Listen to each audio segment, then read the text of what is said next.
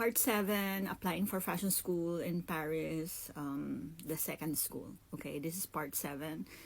Not anyway in order, at least I try to be, okay. But because I was talking about fashion school application yesterday, I thought it would be nice to continue on that topic. Okay, so I got a rejection on my first school, and then I don't know, I think 3 days later I had the courage to apply for a new school again. This time it's for a master's degree. Take note, the other subject was also a master's degree, but in that school they don't call it master's degree.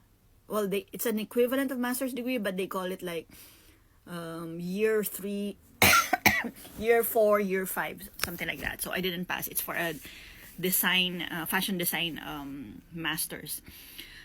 And so okay, so I applied, and this time it's fashion marketing. I was a little bit hesitant about this because, you know, I've been in the fashion design department as a teacher for many years. So fashion marketing is really something not I am so familiar with. Even though in the university I studied, I had a business degree back in Philippines, so of course I have some ideas, but I'm not sure if it's the right fit for me, you know.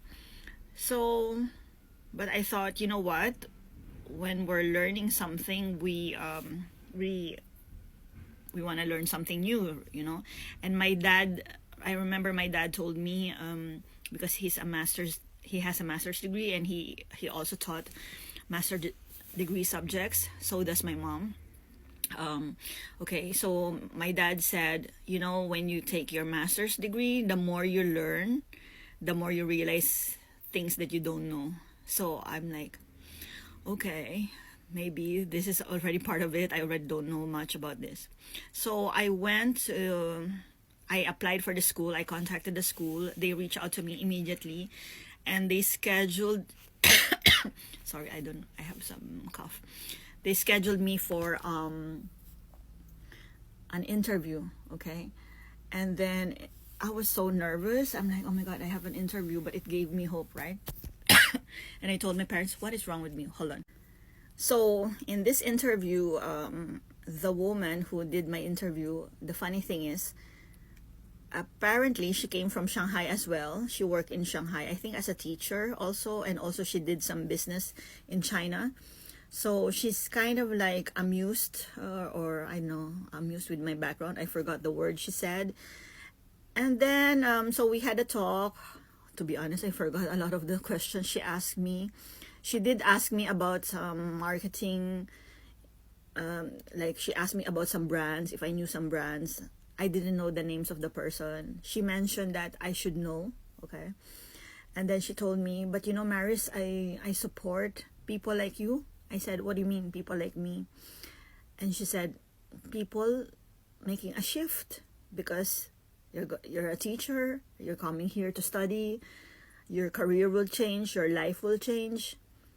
You know, I don't know why it makes me like want to tear up a little bit. But you know, like having just been rejected and having this person telling me, you know, I'm giving you a chance. So there you go. And she told me the procedure. And anyway, long story short, I got my acceptance to Paris. So now I'm going to Paris. And I think that was cool. Of course, I'm gonna talk about another video what I was doing in Philippines while I was waiting. Well, actually, I should go back to China, to my life in China, because I skipped that part. Anyway, I hope you like this video. By the way, for those people asking why am I doing this series, first of all, it's also for me. Like right now, I don't even remember what we were talking about in my interview. I just want a recollection of how things went, because sometimes I forget, and I want to remember the things that changed my life.